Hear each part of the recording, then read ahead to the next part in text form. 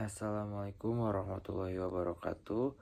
Saya Satya Mulyana dengan NPM 6532479. Di sini Satya akan mereview materi tentang prinsip-prinsip asuransi. Jadi asuransi pada dasarnya bukan hanya tentang sekadar membayar premi dan menunggu perlindungan. Ada mekanisme hukum, logika bisnis serta nilai-nilai kepercayaan yang membuat seluruh sistem ini bisa berjalan dengan jujur dan adil.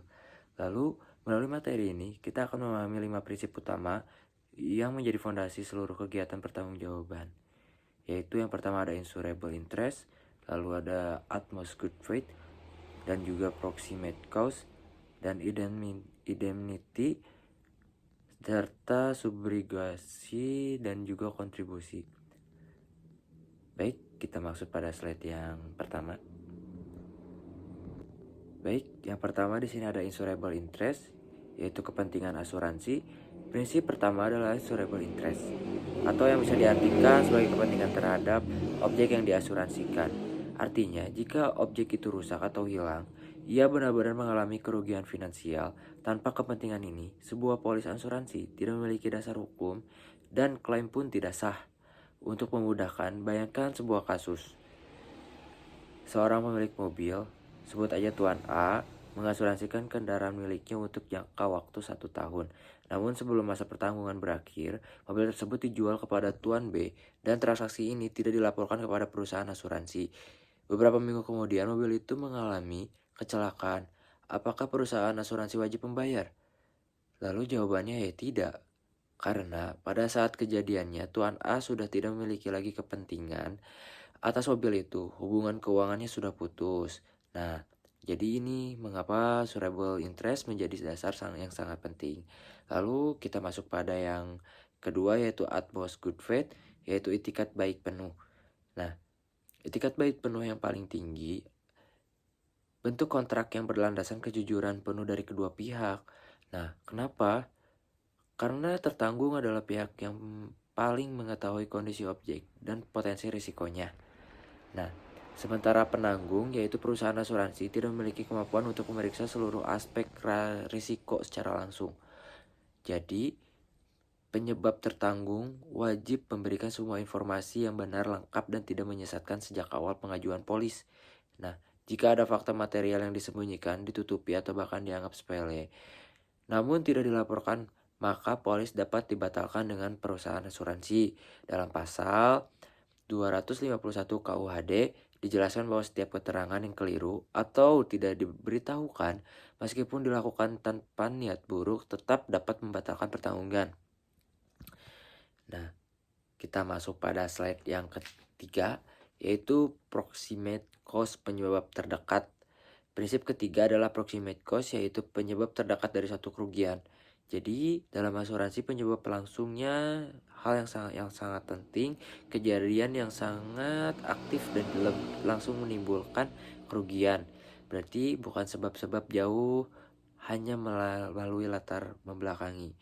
Nah, jadi sebuah mobil menabrak pohon karena pengemudi menghindar seorang pejalan kaki. Lalu timbul pertanyaan, apa sebenarnya penyebab kerusakan? Atau apakah karena menghindari pejalan kaki atau karena menabrak pohon? Jadi jawabannya, kerusakan pada mobil tersebut mengakibatkan menabrak pohon. Seperti itu. Nah, prinsip proximate cause ini menentukan apakah suatu klaim dapat dipertanggungjawabkan atau tidak, sesuai dengan perluasan jaminan yang tercantum dalam polis. Nah, kita masuk pada slide yang keempat, yaitu indemnity, yaitu ganti rugi yang adil. Nah, prinsip keempat, indemnity, bahwa asuransi memberikan kompensasi yang adil, yaitu mengembalikan semua uang kepada tertanggung seperti sebelum kerugian terjadi, tidak lebih dan juga tidak kurang. Nah, ini ada contoh yang mudahnya. Jika seorang asuransi mobil yang nilai pasarnya adalah 100 juta, namun ia mencantumkan nilai pertanggungan sebesar 200 juta, lalu mobil itu hilang, perusahaan asuransi hanya akan mengganti sesuai nilai sebenarnya, yaitu 100 juta.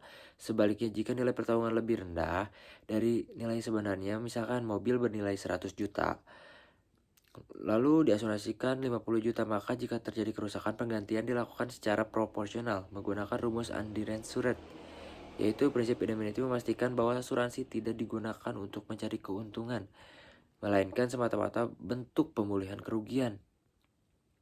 Kita maksud pada slide yang kelima, yaitu subrogasi dan juga contribution, hak menagih dan pembagian tertanggungan. Nah, subrogasi adalah hak asuransi yang menggantikan posisi tertanggung dalam menutup pihak yang menyebabkan kerugian. Contohnya nih, jika mobil ditabrak oleh bus, lalu perusahaan asuransi membayar biaya perbaikannya, maka setelah itu perusahaan asuransi memiliki hak menagih kerugian terhadap kepada pemilik bus. Hal ini adil karena pihak yang bersalah tetap harus bertanggung jawab. Nah, jadi kedua kontribusi berlaku, satu objek diasuransikan lebih pada dari satu perusahaan. Dalam kondisi seperti ini, terjadi klaim pada semua perusahaan. Asuransi terlibat wajib menanggung kerugian semua porsi pertanggungan masing-masing. Nah, jadi seperti itu.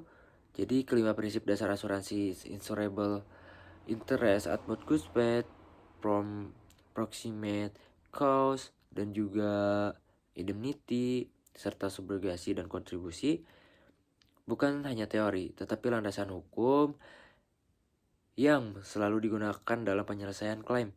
Dengan memahami prinsip ini, kita dapat melihat bagaimana asuransi bekerja secara sistematis, adil, dan penuh kepercayaan. Semoga penjelasan saya bisa memperdalam pemahaman kita tentang mekanisme asuransi. Terima kasih sudah menyimak video ini. Wassalamualaikum warahmatullahi wabarakatuh.